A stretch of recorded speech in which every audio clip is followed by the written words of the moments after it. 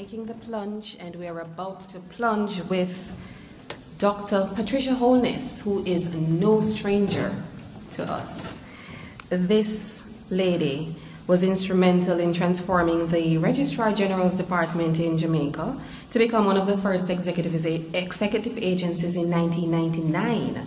As CEO, she was instrumental in developing the innovation Bedside Registration, which has improved birth registration close to 100%.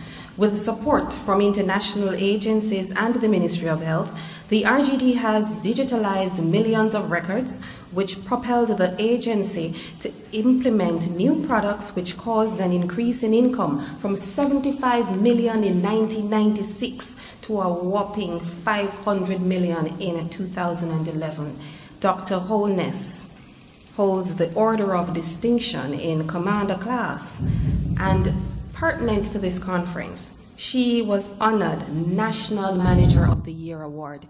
Today, she is a little bit more low-key when it comes to her professional involvement. She no longer heads the RGD, as you know, but she is still up and running as financial advisor at the Guardian Life Insurance Company, but holds a wealth of knowledge academically as well as in the field over the years. And we are very excited about what she's about to do here today under the subject, dealing with the engagement deficit. And Christmas is going to come early for somebody today. She comes bearing a gift. Yes, I saw it. Somebody's going to get an early Christmas gift from Dr. Holness. So you want to pay attention very closely to what she's going about to do, all right?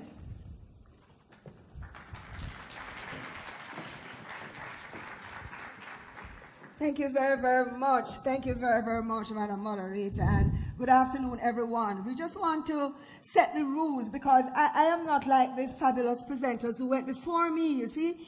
So some of the slides that will go on the screen, you're going to read, and I'll choose one and talk about it. Then in the question session, you will ask me the question. Is that okay? This presentation is going to talk a little about what we did at the Registrar General's Department.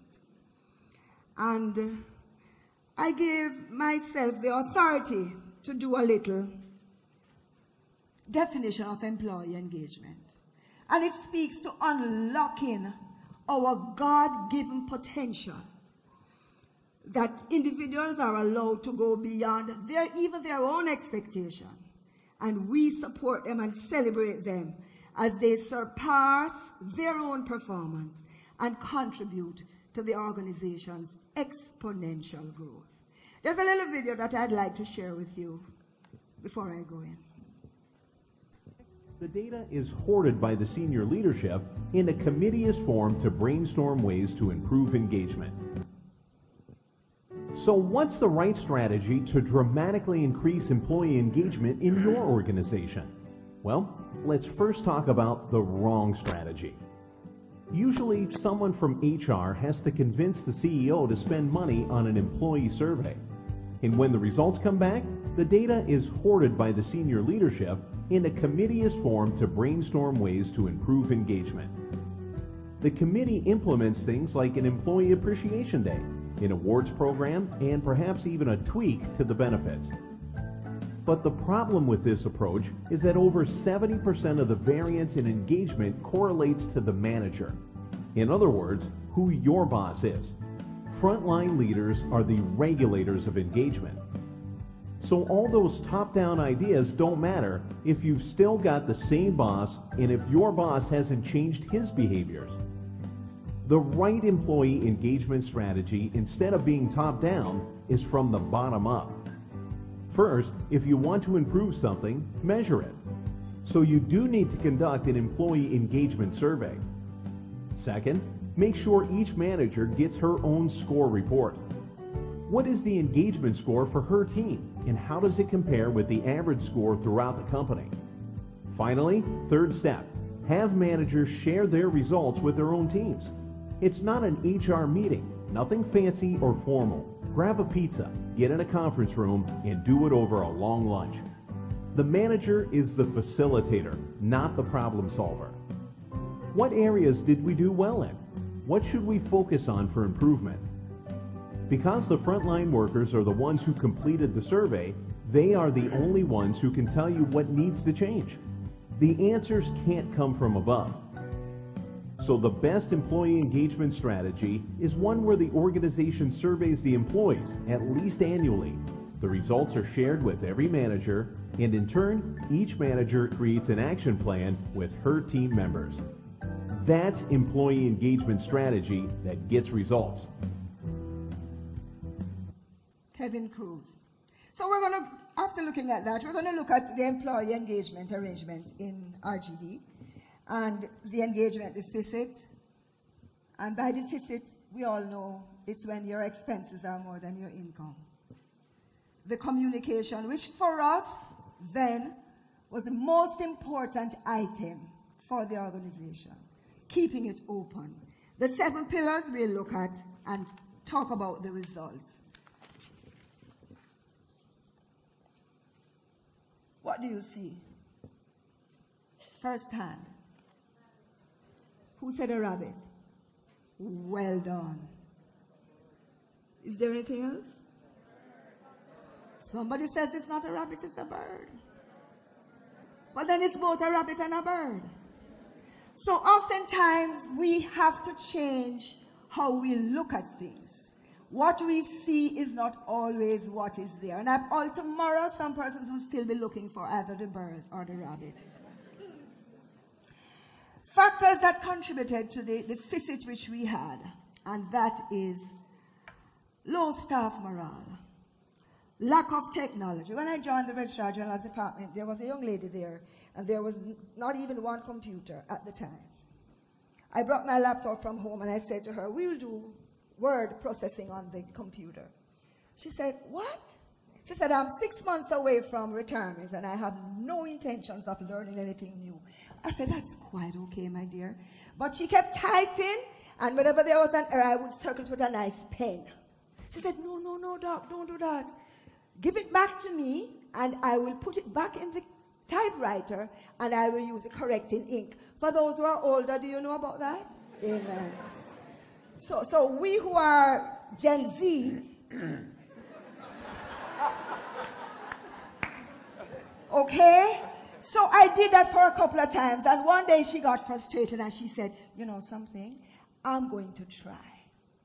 She made the effort, she did it, she liked it, bingo. When she left after 6 months, that's it, she came back and she said, Doc, what's that software? I said, soft who? Software that we used. I said, oh, you mean Word? Yes. She said, I'm going to need it. I said, for what? She said, oh, didn't I tell you? I'm now doing theses for those persons who are at the university, and that's my income generating capacity increasing. I said, go girl, go girl. A lot of times, we should not give up on the older ones. We as Gen Z, we shouldn't give up on the older ones.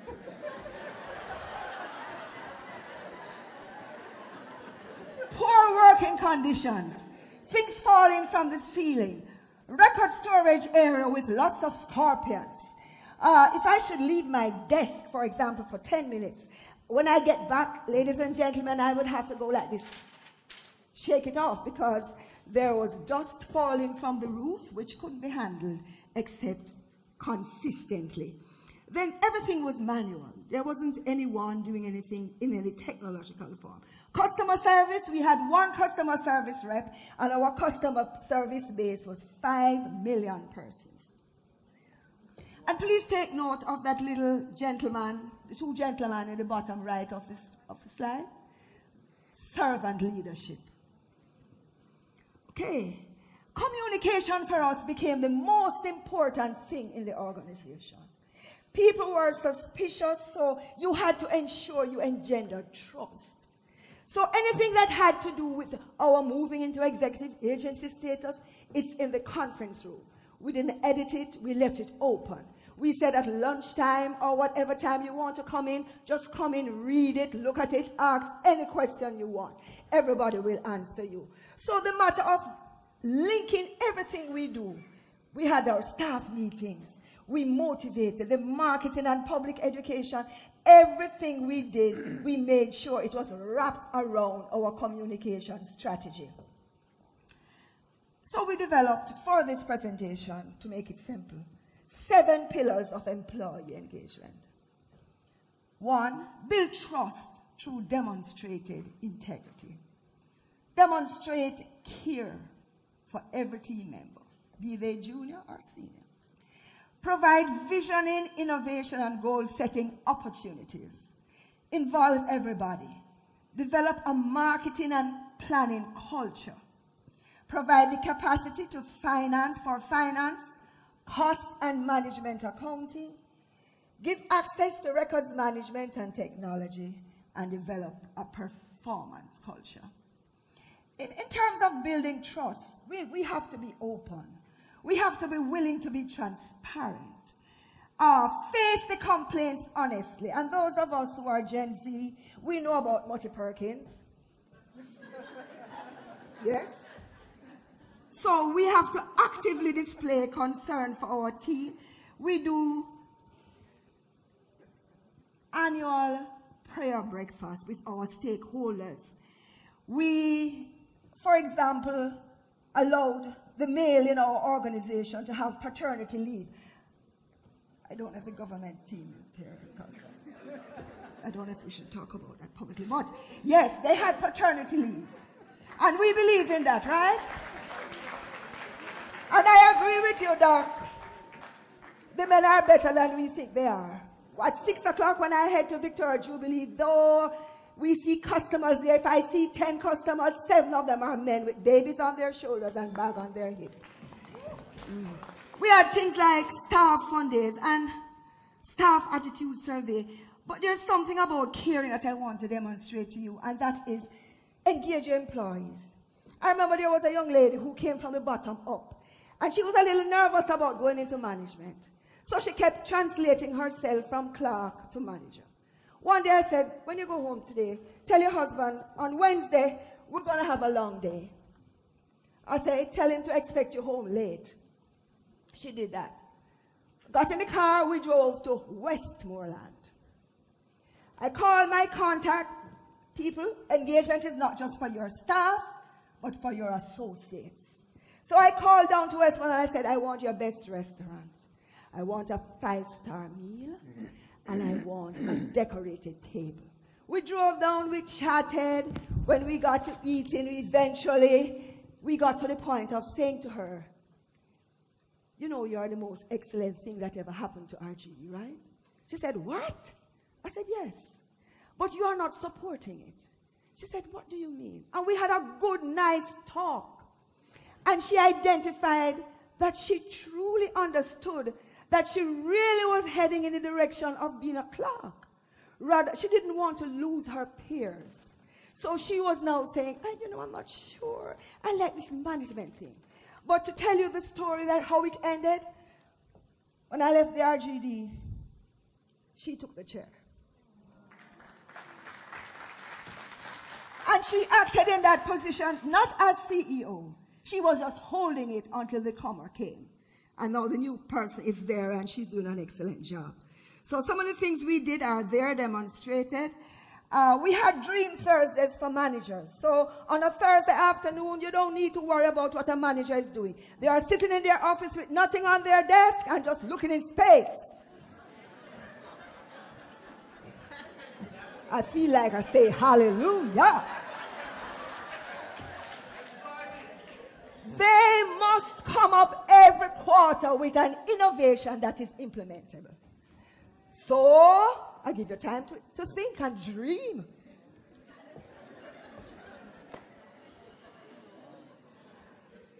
Bedside registration became a popular thing. All the mothers in here, hallelujah? Amen. Marketing and planning. When we got to developing the RGD program, we were told that you don't normally have a marketing department in a government department. I said, well, take out legal and give me marketing. That was executive agency. You have a choice.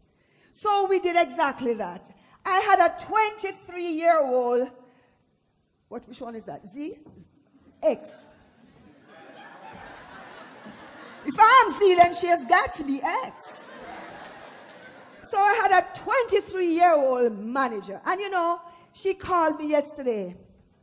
And she said, when is your program? She said, I went on the Facebook page and I placed some beautiful comments about you. I said, me? Where? What?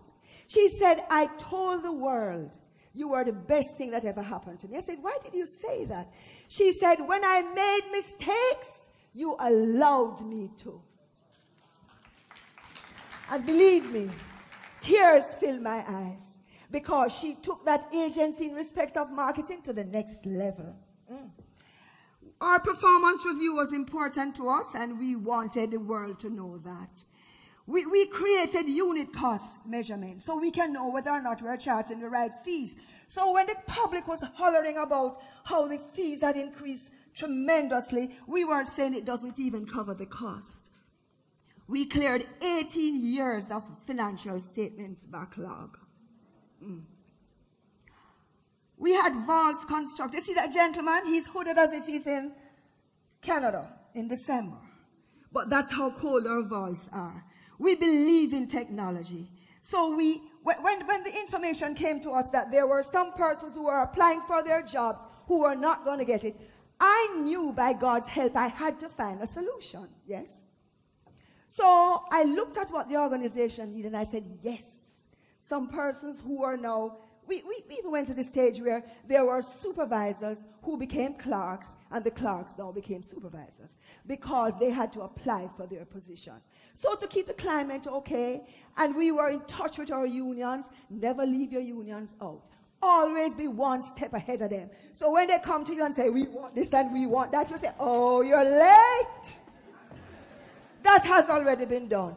So we had these persons, data entry was done by this group that did not have an opportunity to go into the new arena. So we had them there for a couple of years, and they had a chance to transition easily. Technology is our big name. From barcoding devices, we watch persons in the line that were waiting for hours to make a payment. So we had the barcode where you just pointed to the barcode, it read it, sent the information everywhere, and that made a difference. Employees were satisfied because they were the complaints were excessive. So when a customer calls on the radio and she says, you know, I went to the RGD and I have been waiting for 5 months and they have not communicated with me. By that time, we had developed our application tracking system. So I just said to her online, on the radio rather, that's why I'm Gen Z. I said to her, what's your receipt number? She said, blah, blah, blah. I said, oh, I'm looking at it. Oh, but you went to Savlamar today at 5:22 and 15 seconds. My husband said, Pat, you can leave off the seconds.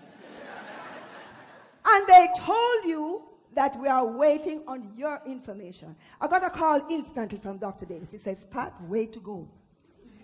Information, voice over IP, and we developed an interactive voice response for customers. So even if it's 1 a.m. and you choose to check RGD, just dial in and you get an answer. I think I'm almost out of time. The performance culture I want to speak about is the fact that we must be real, that we believe it is performance for anybody. So when I got a call from Trinidad that they would like to put on a training course and they want me to select somebody to go, I just sent out a beautiful email and it said, I'll take the best performer to go to Trinidad. Huh. And this is after the fact, so you would have had to have been performing. So all the managers were sending in the scores and our best performer was a clerk. Did she go? Yes. That's it. It sent the right message that it's not about friendships, it's not about seniority, it is about good. The result, and I'm near the end, so please don't turn on the music on me. We increased income to 500 million. Productivity shot through the roof. People are no longer saying, boy, I don't want to know. Oh, I'm sorry, I'm not supposed to speak like that. No. People were no longer saying, I don't want to do my performance evaluation. They were begging the managers, it is Q1, and I haven't met you yet. So people wanted to score high. And we were telling them how well they were doing because their pay was connected to their performance. So bonuses will never go to anybody who operates below 80%. The innovation awards we got at CAPAM, the Caribbean Association of Public Sector Managers, we were asked to become the best practice in OAS, by OAS, for the region, and we have traveled all over the world. Earlier on, I wanted to have shared with you that my going to RGD was not my option. As a GM in the Jamaica Public Service Company, I thought I had arrived. But that was not God's opinion of me. He says, I have work for you. So when I was called to go to RGD, I said, what, you crazy? You can't pay me. And then, of course, I repented. I confessed and I said, here I am, Lord. When I got to the interview panel looked at me and said, Dr. Holness, do you know what government pays? I said, sure I do. You know it's less. I said, sure I know that. Do you know how much less? I said, no, but it's less. So she said, give me a minute, let me go and find out for you. She came back and very glibly she said, when she told me the number, she said, I knew it was a third of what I was getting. And she added, very honestly, there are no perks, no motor vehicle, no overseas travel, no nothing, no nothing, no nothing. I looked at her, and when I looked at her, I saw like a picture of a ram caught in the thicket, and I knew God was telling me something. I'm going to provide. Woo. So, ladies and gentlemen, my time is up, so I went back to the final interview, and believe me, the Chief Personal Officer said, I know you never came to this job because of anything grand, because it's a dingy place you're going. I know you never came for the money, because there's none. So we went to your boss, and we said, you used to be in the public sector. Help us to get Pat Holness. And I'm pleased to tell you, he said, and this really brought tears. I walked out of that building crying. He said, they decided to pay you the difference between what government can pay you and what you're getting. Who could it be but? Woo. Did I hear the Congress?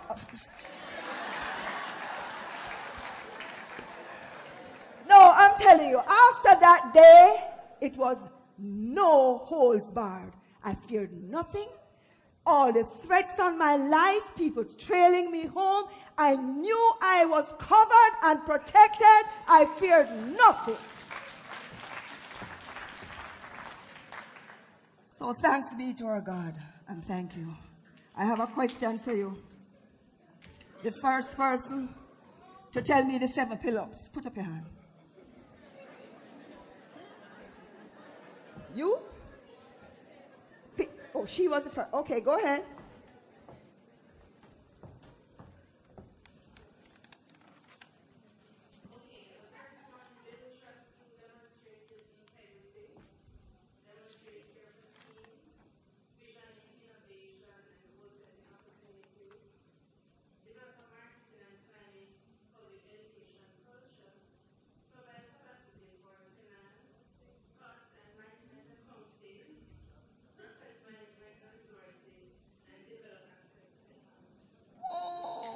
She had 6.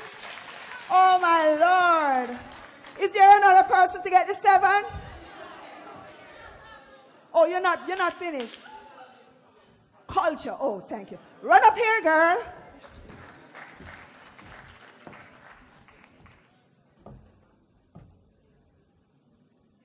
I believe the question in time, you can ask me all the questions. Not that I can answer. But anything I've learned so far, I was taught it. Congratulations. God bless you. This is your blue phone. Thank you. Thank you very much, ladies and gentlemen, and have a great day.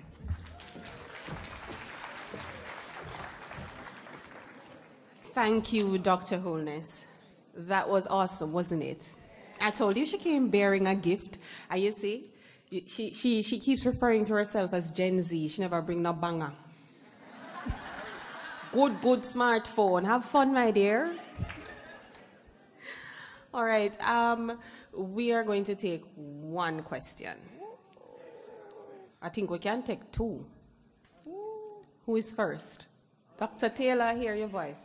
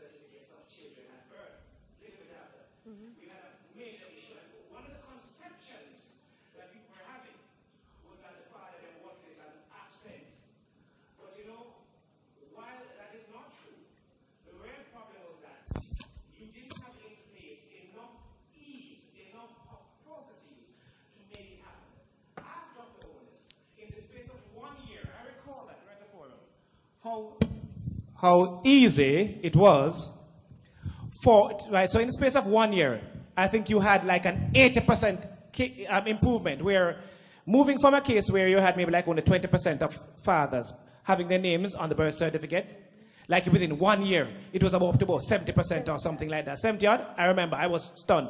And I remember at the forum, I said, you know, there we go, there you go, you see. It is not that the men were worthless or anything, even though you keep on telling them that. And if you're telling them that long enough, they might start believing it. But because you have not put in place enough of the things to empower them to do the things that they are required to do. Watch this thing. I have not heard enough of the gender activists, including some of whom are in HR, speak enough about paternity leave, because you think it is some kind of privilege that men are going to be getting so that they can go to bars and have liquor with their friends. You don't see the value of it, and you have not been pushing it because you think that somehow maternity leave is something that, okay, great, because men don't breastfeed. We do everything else if we really are given the opportunity to. Clap us. But as I've said in the captive audience in my classes, and I'm going to say this in a larger audience here, you yourselves as HR practitioners, and it's unfortunate some of you are women who do this too, and it's intuitive and counterintuitive at the same time. Men are not going to be better fathers while working unless you allow them the same kind of privileging that you give to women. So a knee-jerk reaction, for example, is when young men who want to be men and fathers, want to get time off to go to take care of things which have to do with children. Don't be dishonest about that. Ask yourself the question. You don't have to answer me.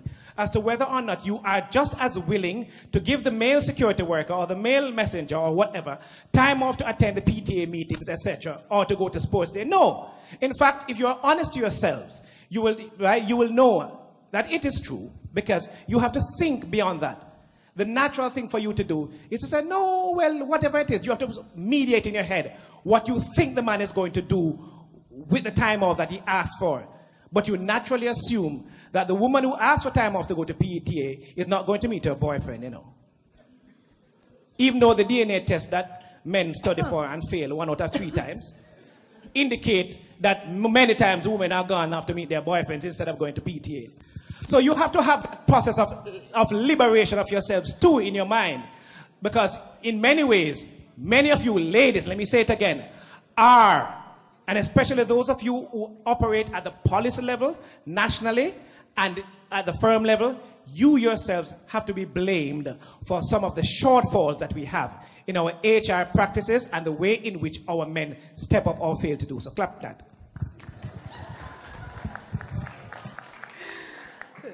Thank you, Dr. Taylor. We'll take one question. One lucky person, one question. Sir, in the burgundy, go ahead.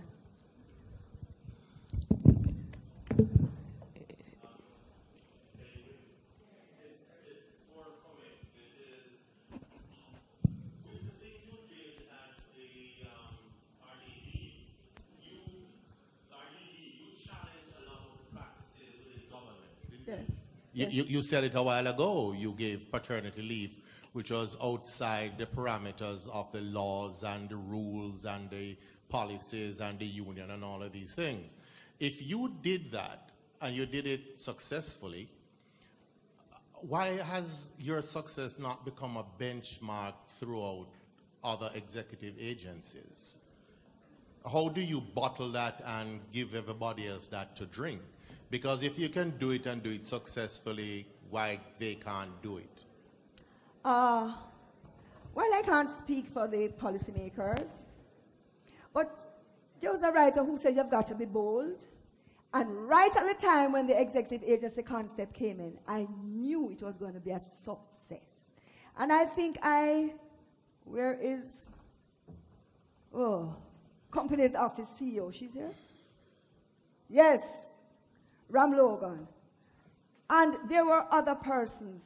But the executive agency concept allowed us to be autonomous. And if you say I am, then I am. That's it. And although you may think it's not bottled for Jamaica, which is true, I'm called all over the world. All over the world. All over the world. All over the Caribbean. Just to tell the story. And I'm writing a book because it would be hilarious if I should tell you some of the stories. And you know, the matter of public education was the worst thing we had. Because when persons were asked to bring, I just share this one with you, evidence that an event occurred. For example, someone came to apply for a death certificate and he didn't have sufficient information. The customer service rep says, bring some evidence, something that shows that the death really occurred. He went home and he came back with the evidence. In a bag was the headstone.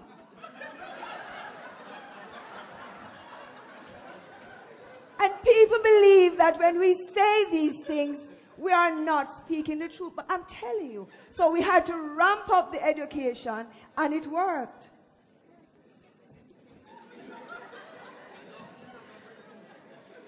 Bring the body. Oh my God. Yes. I would just love to leave one passing comment with all the ladies in the house. Ladies, can I see your hands? And those who don't have a man in your life, put your hands down. I'm going to ask you, support the men in your lives. Men desire that you stroke their egos. And believe me, it works. God bless you.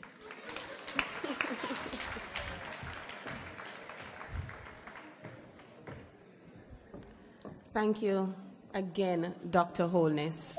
Thank you so much. We were talking just now on mic. We thought we were off mic, but I was just so excited to hear her mention her marketing person who was 23, who was actually my colleague from Karimak at UWI. And it's so coincidental that at the same time when she was doing marketing for the RGD, I was the PR account executive for the RGD at JIS, and it was just a beautiful combination. Actually, I owe my first journalism award to RGD after I wrote an article about the agency. So Dr. Holness holds a special place in my heart for that.